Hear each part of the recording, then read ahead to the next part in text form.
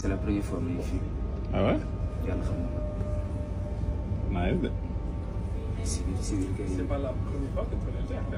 Ah, c'est la première fois? Ok. Mon kii doog a jóg. Londres yoruluñu dara de. Ma ne Londres yoruluñu dara de. Man maa jéemul ci boppam.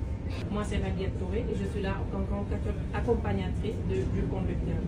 Maintenant, on a quelques règles à suivre lorsqu'on est en cabine et durant la conduite. C'est intéressant quand même. Ah ouais. C'est difficile.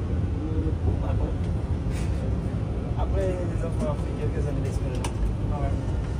Combien d'années pour l'instant? Je vais en faire aussi. Ça sert à ça. Maintenant, l'écran qu'il a devant lui, ça lui permet d'avoir les transitions de vitesse. Par exemple, il doit quitter 60 pour aller à 100. C'est ce que ça nous montre. Ça nous permet d'avoir aussi le profil de la ligne.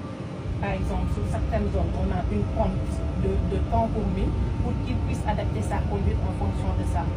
Deysan, la famille. Aujourd'hui, ça fait 30 jours qu'on a des supporters sénégalais qui sont bloqués en prison au Maroc depuis la finale Sénégal-Maroc de la Coupe d'Afrique des Nations. Et pour être transparent avec vous, moi ça me fait mal au cœur de savoir cette information.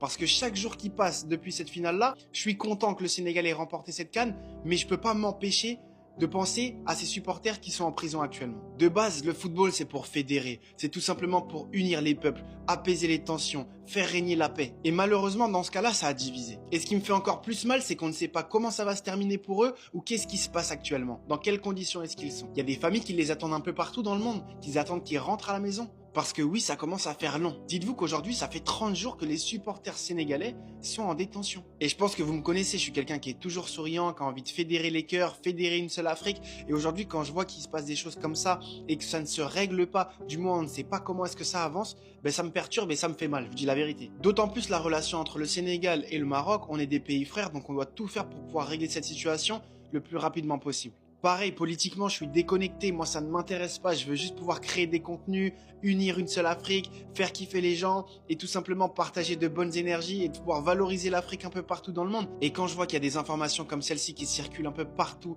sur la toile d'internet, moi ça me fait mal et je veux que ça s'arrête. En tout cas, humainement, ça me déchire le cœur et je ne pouvais pas passer outre cette information. Aujourd'hui, dès un mois, je me devais de vous faire une petite vidéo pour vous tenir au courant. Sur ce, la famille, c'était votre Gabaros. J'espère que tout ça rentrera dans l'ordre, Inch'Allah. Et on se dit à très vite pour de nouvelles aventures. Yadiof.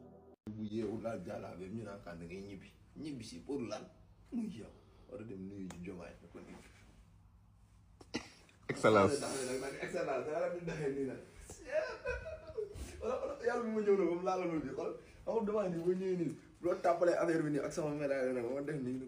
Son excellence.